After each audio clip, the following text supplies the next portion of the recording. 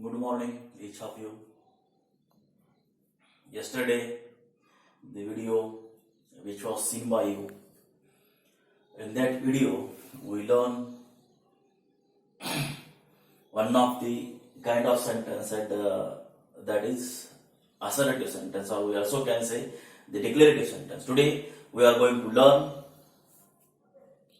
the second kind of the sentence, and that is the interrogative sentence. First of all, we have to see what is meant by the interrogative sentence.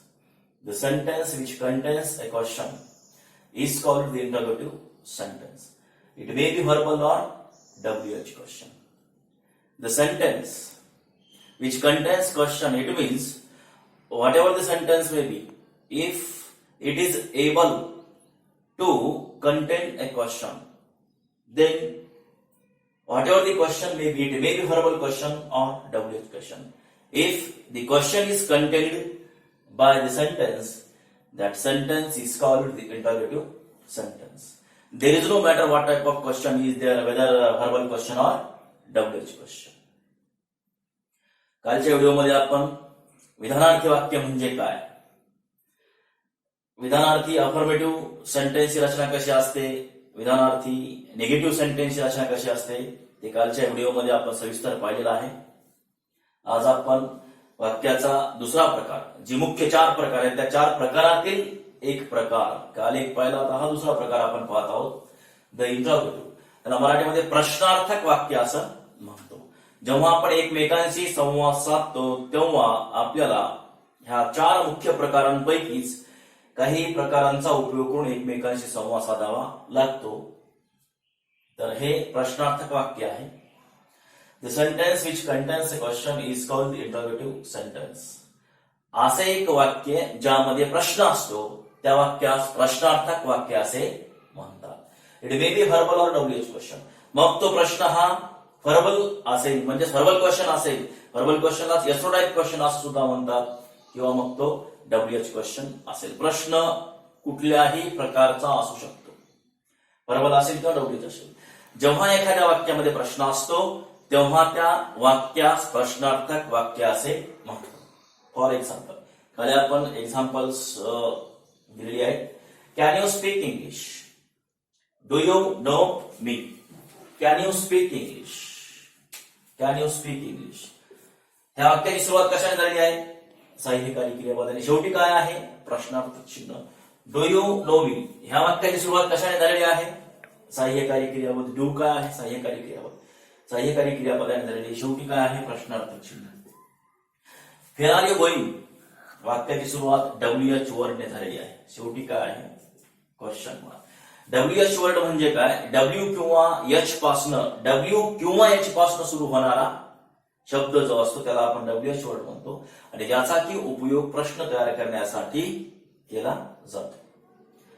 अशा प्रकारच्या शब्दांनी ज्या वाक्याची सुरुवात होते आणि ज्यामध्ये प्रश्न असतो त्यास WH क्वेश्चन असे म्हणतात. ओके, तर हे जी 3 एक्झाम्पल्स आहेत, after thinking about those 3 examples, we come to know that the first sentence, can you speak English? It contains a question. Can you speak English? तुम्ही इंग्रजी बोलू शकता का? हे जे वाक्य आहे, हे वाक्य वाचल्याच्या नंतर आपल्या लक्षात येतं की ह्या वाक्यामध्ये काय आहे? प्रश्न आहे. डू यू नो मी? तुम्ही मला ओळखता का? असं जेव्हा आपण एखाद्या व्यक्तीला विचारू तेव्हा त्यामध्ये काय असेल? प्रश्न असेल. Where are you going? तुमचा मित्र तुम्हाला वाटेमध्ये कुठेतरी भेटला आणि तो तुम्हाला विचारतो व्हेअर आर यू गोइंग? काय आहे त्या वाक्यामध्ये? प्रश्न आहे. म्हणजेच काय? ज्या वाक्यामध्ये प्रश्न असतो ते वाक्य हे प्रश्नार्थक असतं. मग तो प्रश्न व्हर्बल क्वेश्चन असेल किंवा WH क्वेश्चन असेल. प्रश्न कुठला आहे हे महत्वाचं नाही. जेव्हा एखाद्या वाक्यामध्ये प्रश्न असतो तेव्हा ते वाक्य प्रश्नार्थक. Can you speak English? This sentence contains a question. That's why we can say this sentence is interrogative. Do you know me? This sentence contains a question. That's why we can say this is interrogative sentence. Where are you going? This sentence also contains a question. That's why we can say this sentence is also the interrogative sentence. ज्या वाक्यामध्ये प्रश्न ते वाक्य प्रश्नार्थक. ही आहे definition. The interrogative सेंटेन्सची आणि ही आहे example. पुन्हा एकदा सांगतो. The interrogative means what? The sentence which contains a question may be verbal or WH. असे एक वाक्य ज्यामध्ये प्रश्न असतो, मग तो प्रश्न हा व्हर्बल क्वेश्चन असेल किंवा WH क्वेश्चन. ज्या वाक्यात प्रश्न ते वाक्य प्रश्न.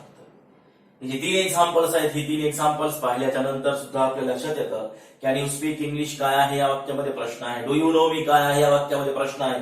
यामध्ये विधान आहे का? आय नो यू असं म्हटलेलं आहे का? मी तुम्हाला ओळखतो असं म्हटलेलं आहे का? नाही. डू यू नो मी प्रश्न विचारलेला आहे, तुम्ही मला ओळखता का किंवा तू मला ओळखतो का? वेर आर यू गोईंग, कुठे जात आहात. म्हणजेच ज्या वाक्यामध्ये प्रश्न ते वाक्य प्रश्न. This is the definition of interrogative sentence and are the examples of interrogative sentence. Now we are going to learn the formula of the interrogative sentence. First of all, it is more important for us to see the sub-kinds of the interrogative sentence. Interrogative sentence has its own 2 sub-kinds. First one is verbal question and the second one is WH question. Now we can see verbal question.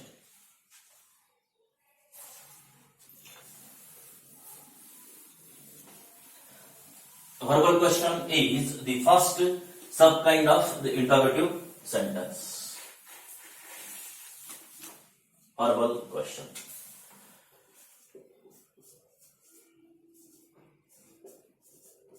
Verbal question. Verbal question is also called yes-no type question.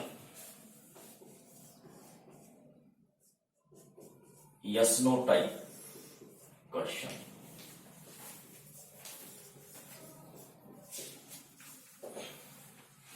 Verbal question, yes-no type question is the first sub-kind of the interrogative sentence. Then, what is meant by verbal question?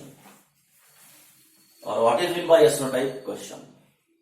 First of all, we should think what is meant by verbal question, and then I will explain you why it is called yes-no type question. Verbal question also is a question. Yes-no type question also is a question. Then why it is called verbal and why it is called yes-no type?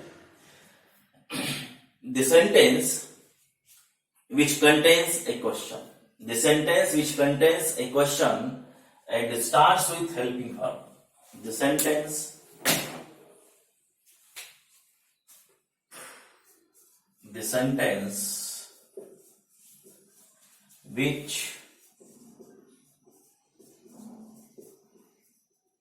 which contains a question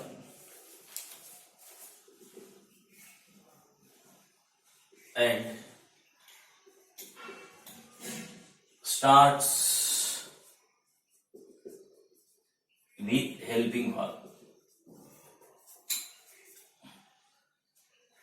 And starts with helping verb.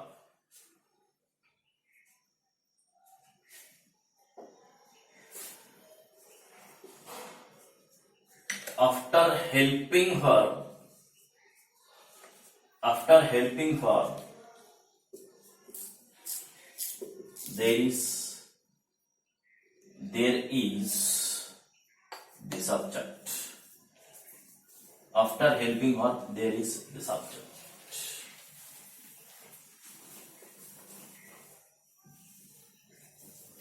And has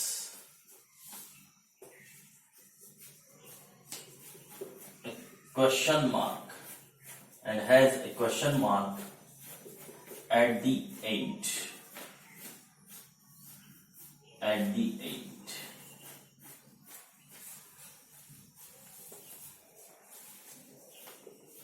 Which answers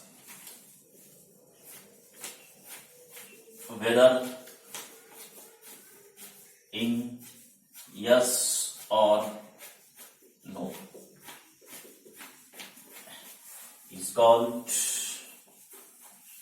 verbal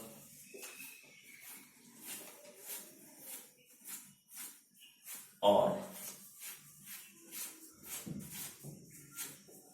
yes no type question.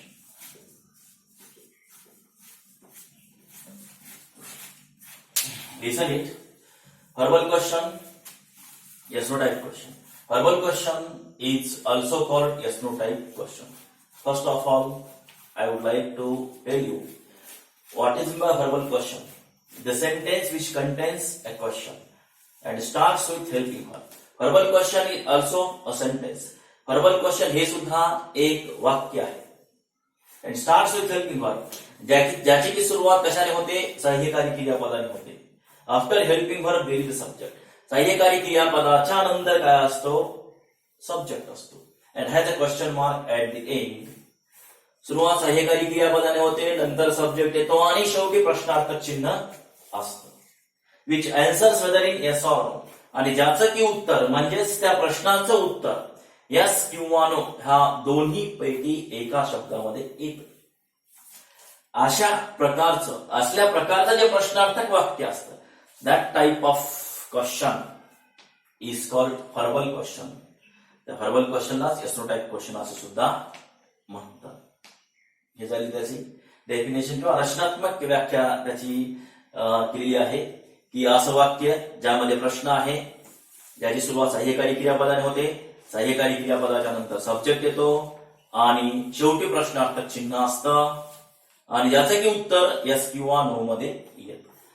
असल्या प्रकारचं जे वाक्य असतं, प्रश्नार्थक वाक्य असतं, त्या प्रश्नार्थक वाक्यास व्हर्बल क्वेश्चन किंवा येस नो टाइप क्वेश्चन असं सुद्धा म्हणतात. Okay, now we will see examples.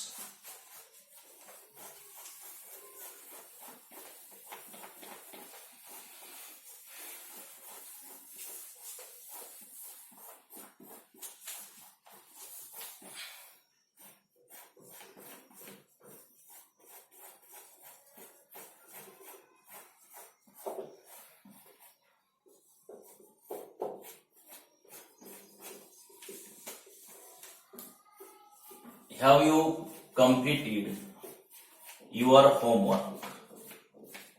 Your homework. Have you completed your homework? Have you completed your homework? The sentence is started with helping verb. ह्या वाक्याची सुरुवात कशाने झालेली? सहाय्यकारी क्रियापदाने. त्यानंतर काय झालंय?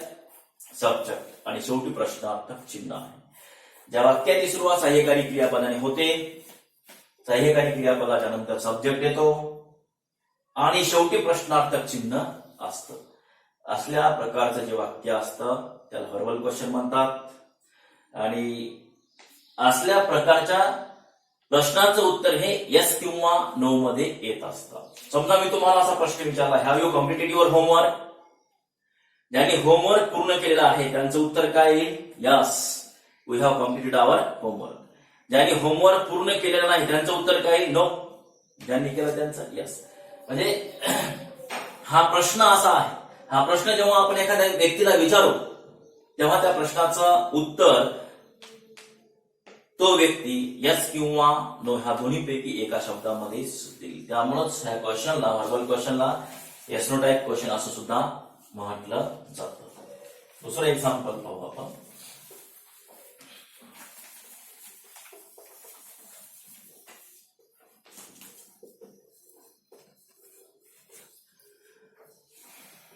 Did you speak Marathi? Did you speak Marathi? Did you speak Marathi? तू मराठी बोलला? Did you speak Marathi? तू मराठी बोलला? तुमचा मित्र तुम्हाला काय उत्तर देईल? हो, मी मराठी बोललो काल माझ्या मित्राशी.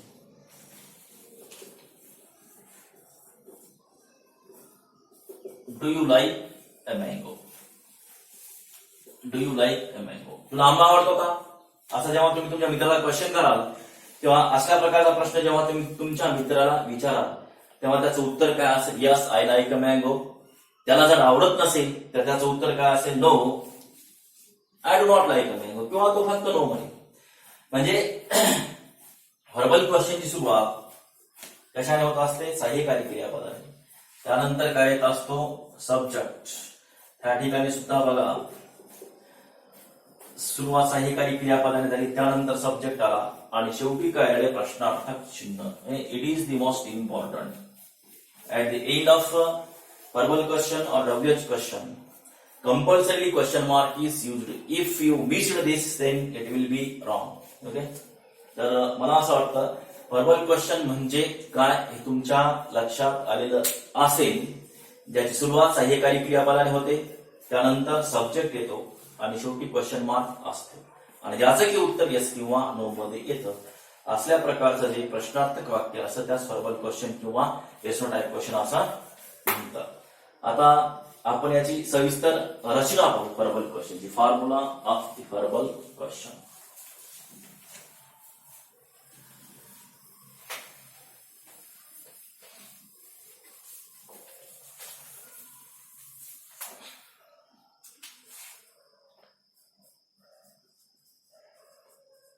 Formula of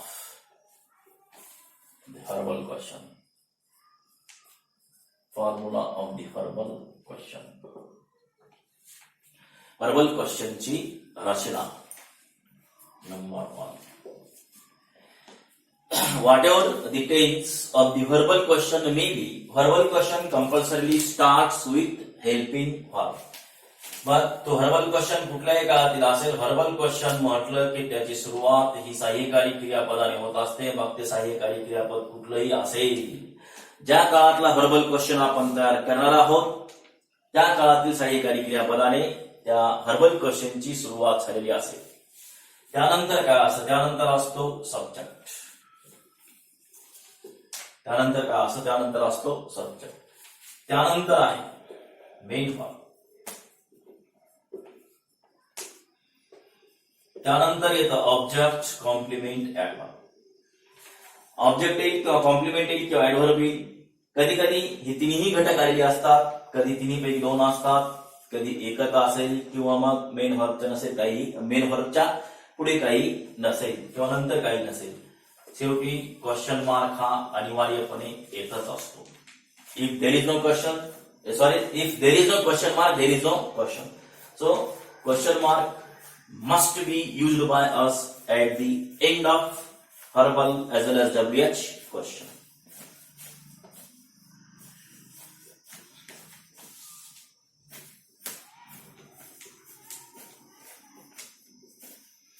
Formula of the verbal question, affirmative. तसा आपण formula of the assertive sentence affirmative पाहिलं, तसंच formula of the verbal question affirmative. त्यानंतर मग निगेटिव्ह. अफर्मेटिव्ह आणि निगेटिव्ह मध्ये फारसा फरक नसतो. अफर्मेटिव्ह मध्ये नॉट येत नाही आणि निगेटिव्ह मध्ये नॉट येतं. बाकी काय फरक आहे याच्यामध्ये.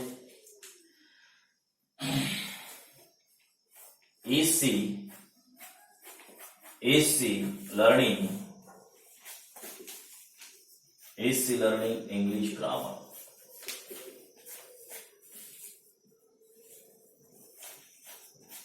is she learning English grammar. आता वाक्याची सुरुवात कशाने झाली, सहाय्यकारी क्रियापदाने. The sentence start with helping verb. What is there after helping verb? After helping verb there is a subject. After subject main verb. When the sentence starts with helping verb and after helping verb there is a subject. These two things are the most important.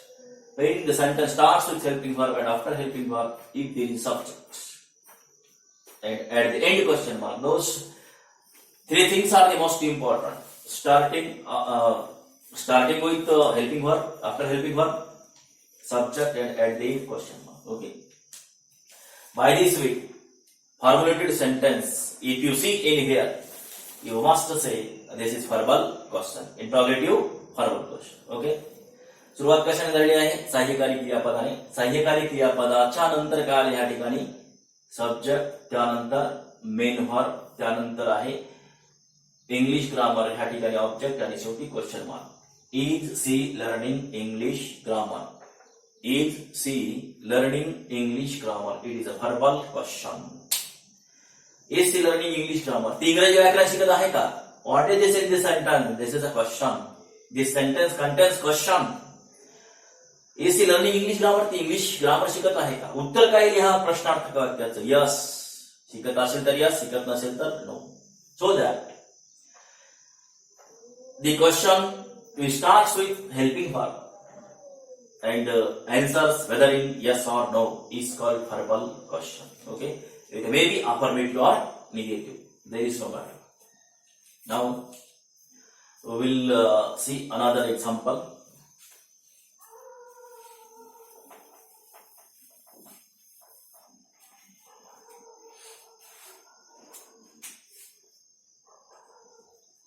Is teacher teaching? Is teacher teaching them better? Is teacher teaching them? Is teacher teaching them better? Is teacher teaching them better? ह्या वाक्याची सुरुवात कशाने झालेली आहे?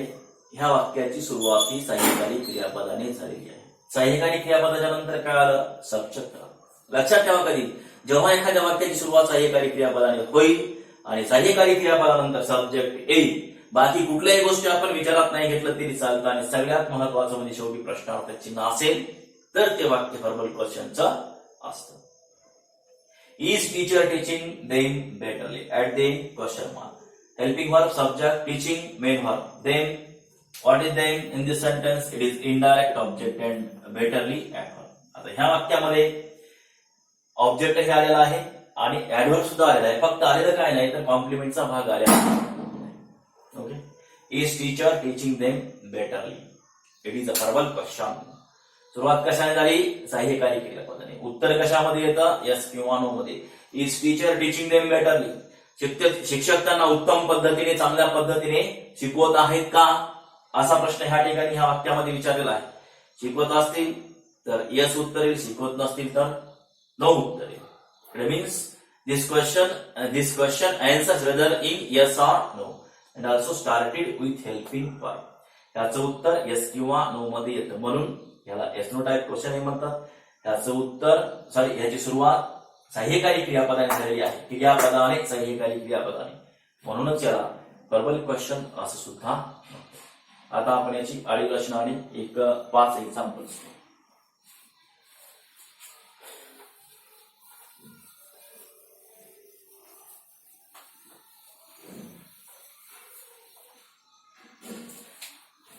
Helping verb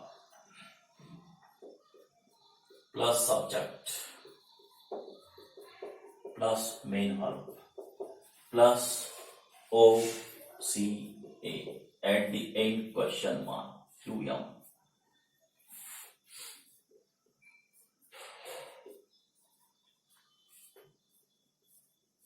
Could they help you? Could they help you properly?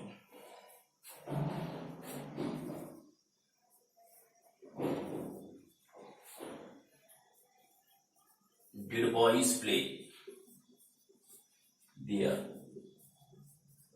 better?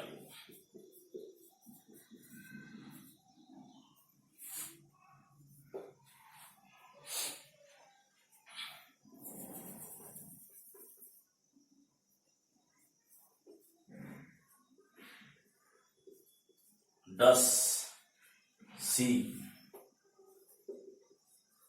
sing a song?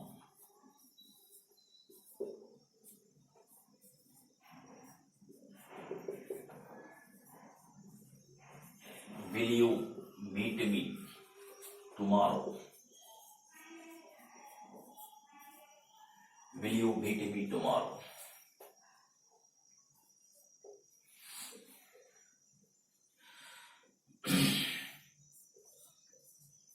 Had she accepted my challenge? Now, listen carefully. Formula of the verbal question. Verbal question is also called yes no type question. Okay? तुम्हाला मी सांगितलेलंच आहे.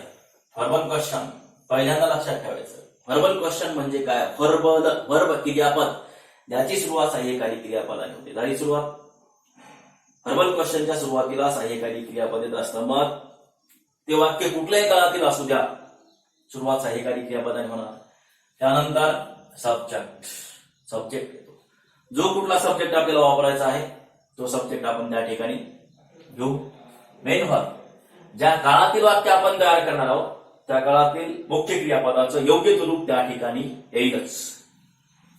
बऱ्याचदा start of being verb असतं, पण अशा वेळी त्या ठिकाणी मुख्य क्रियापद येत नाही. त्याच्या सुद्धा रचना आहे, त्या तुम्हाला मी सांगणार आहे.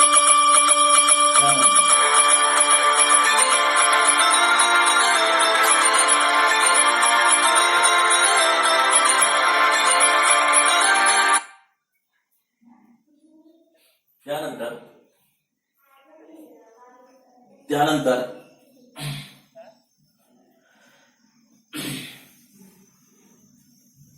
Object complement adverb. ऑब्जेक्ट आलेला असेल किंवा कॉम्प्लिमेंट असेल किंवा ऍडव्हर्ब असेल. ओके. आणि शेवटी अनिवार्यपणे त्या ठिकाणी काय येणार? अनिवार्यपणे त्या ठिकाणी काय येणार? क्वेश्चन मार्क येणार. Question mark is compulsory placed at the end of sentence. Could they help you properly. त्या ठिकाणी सुद्धा बघा, वाक्याची सुरुवात कशाने झालेली आहे? सहाय्यकारी क्रियापदाने. व्हॉट इज कुड? कुड इज अ हेल्पिंग वर्ब. सहाय्यकारी क्रियापदानंतर काय आले या ठिकाणी? दे काय आहे? सब्जेक्ट आहे. हेल्प काय आहे? मेन वर्ब आहे. यू काय आहे? ऑब्जेक्ट आहे. आणि प्रॉपरली काय आहे? ऍडव्हर्ब. सुरुवात बघा, सुरुवात सहाय्यकारी क्रियापदाने, त्यानंतर सब्जेक्ट, त्यानंतर मुख्य क्रियापद. यू काय आहे? इनडायरेक्ट ऑब्जेक्ट आणि प्रॉपरली ऍडव्हर्ब. आता object complement adverb will have to learn in the topic of the sentence elements. Subject, verb, object, complement, adverb काय असतं नेमकं? Subject, object, indirect object, direct object, complement, subject complement, object complement, adverb. ऍडव्हर्बचे वेगवेगळे प्रकार आपण next topic मध्ये बघणार आहोत. आता ह्या ठिकाणी example number second, did boys. Did helping verb, boys subject, play main verb, there adverb, betterly सुद्धा काय आहे? Adverb. Does sing a song, does helping verb, she subject, sing main verb, a song object, will helping verb, you subject, meet main verb, me indirect object, tomorrow adverb, has subject,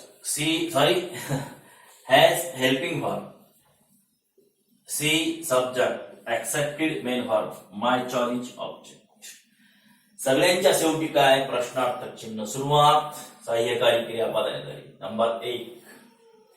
त्यानंतर काय येतो? Subject, त्यानंतर main verb, त्यानंतर object येईल, complement येईल, adverb येईल, जो भाग असेल तो, आणि शेवटी काय आहे? तर question mark. It is the formula of verbal question, और we also can say it is the formula of yes no type question. Okay, I think you may understand it betterly what is mean by verbal question, or also we can say what is mean by yes no type question, and how is the formula of verbal question or yes no type question. This is the formula of verbal question. ह्यामध्ये फक्त verbal question मध्ये एकच गोष्ट डोक्यामध्ये ठेवा, ज्या वाक्याची सुरुवात सहाय्यकारी क्रियापदाने होते, मग ते कुठलेही सहाय्यकारी क्रियापद असेल, मॉडल ऑक्झिलरीचा असेल किंवा प्रायमरी ऑक्झिलरीचं सहाय्यकारी क्रियापद असेल, कुठलेही असेल, जेव्हा एखाद्या वाक्याची सुरुवात सहाय्यकारी क्रियापदाने होते, त्यानंतर सब्जेक्ट येतो, हेल्पिंग वर्ब प्लस सब्जेक्ट, आणि मध्ये मग पुढे काय येईल? शेवटी प्रश्नार्थक चिन्ह असतं. तुर्तास एवढं लक्षात ठेवा, ते वाक्य हे व्हर्बल क्वेश्चनचं असतं, किंवा अशी रचना असणार वाक्य म्हणजे व्हर्बल क्वेश्चन असतं. आता ह्या पुढचा जो उपप्रकार आहे प्रश्नार्थक वाक्याचा, तो आहे WH question.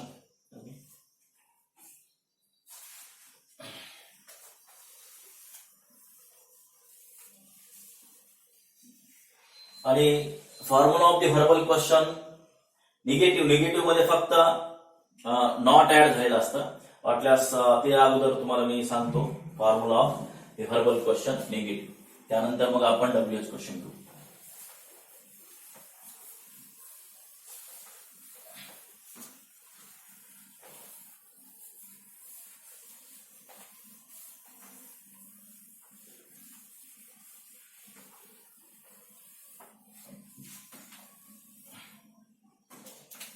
Formula of the verbal question negative.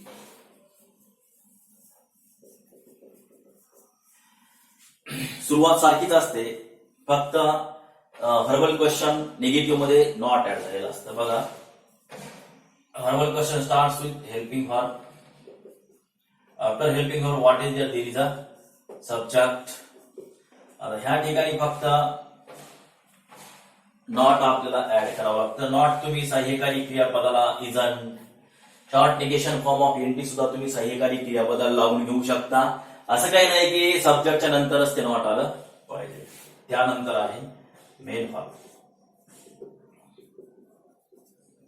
त्यानंतर ऑब्जेक्ट कॉम्प्लिमेंट ऍडव्हर्ब आणि शेवटी येतो question mark.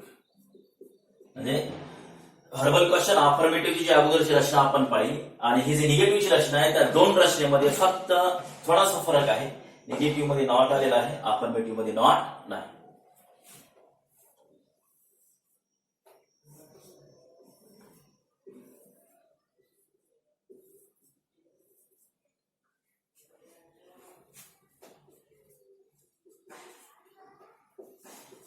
Have you not invited? Have you not invited them? Have you not invited them for